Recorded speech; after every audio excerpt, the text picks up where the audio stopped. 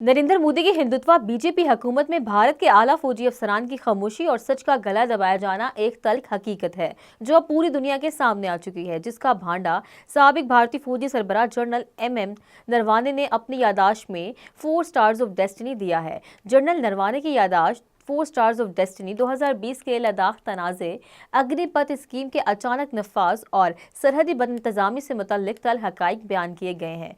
2023 से 24 भारतीय वजारत दिफा की मुसलसल सिक्योरिटी क्लियरेंस के बहाने रोकी जा रही है। जनरल नरवाने भी अपने तजुर्बात और सच्चाई बयान करने में बेबस हैं, जिसकी 2020 में लद्दाख तनाज़े की वाज़िया मिसाल बतौर सबूत मौजूद है। जब चीनी टैंक भारतीय सरहद के करीब पहुंचने लगे, जनरल नरवाने को वाज़िया अहकामात की ज़रूरत थी, लेकिन वो बेबस रहे क्योंकि उन्हें मोदी हुकूमत की तरफ से कोई खुली हदायत नहीं मिली। जनरल नरवाने ने भारतीय वज़ीर दिफा Rajnath Singh, national security adviser Ajit Doval, chief of defence staff general Bipin Rawat और वजीर खारजा एस शंकर को बार बार फोन कॉलें की। नरवाने का सवाल था, मेरे अहकामात क्या हैं, लेकिन जो जवाब मिला वो था ऊपर से क्लियरेंस मिलने तक फायर ना किया जाए। ये वाज़िया तौर पर बताया है कि सियासी क़यादत और भारतीय अफवाज के दरमियान संगीन अदम हम आहंगी मौजूद थी।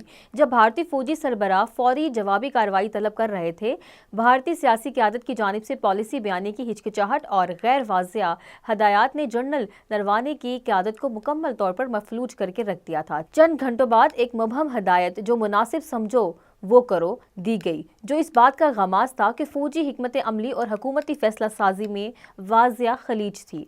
अब 2 फरवरी 2026 को भारतीय लोकसभा में अपोजिशन लीडर राहुल गांधी ने इन दबे हुए हक़ाइक़ को उजागर करने की कोशिश की, लेकिन मोदी हुकूमत के वज़रा राजनाथ सिंह और अमित शाह ने ऐवान में शदीद हंगामा बर्पा कर दिया और स्पीकर से ऐवान की कार्रवाई मुलतवी करवा दी। ये एक और सबूत है कि मोदी हुकूमत सच का गला घोंटने की पूरी कोशिश कर रही है। ये भी एक खुली हकीकत है कि नरेंद्र मोदी की हुकूमत अपनी नाकामियों पर पर्दा डालने के लिए सीनियर फौजी अफसरान को खामोश करवाना चाहती है और इसके लिए वो फौजी क़यादत की आवाज़ को मुसलसल दबा रही है। भारत में आर्मी चीफ इस कदर बेबस है कि गालिब हिंदुत्व निज़ाम के तहत वो सच बोलने से कासिर नजर आते हैं।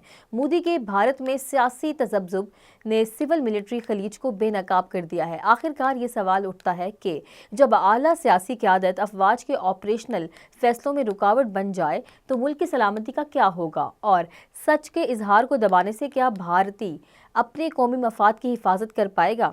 ये एक संगीन सवाल है जिसका जवाब हर भारतीय को तलाश करना होगा।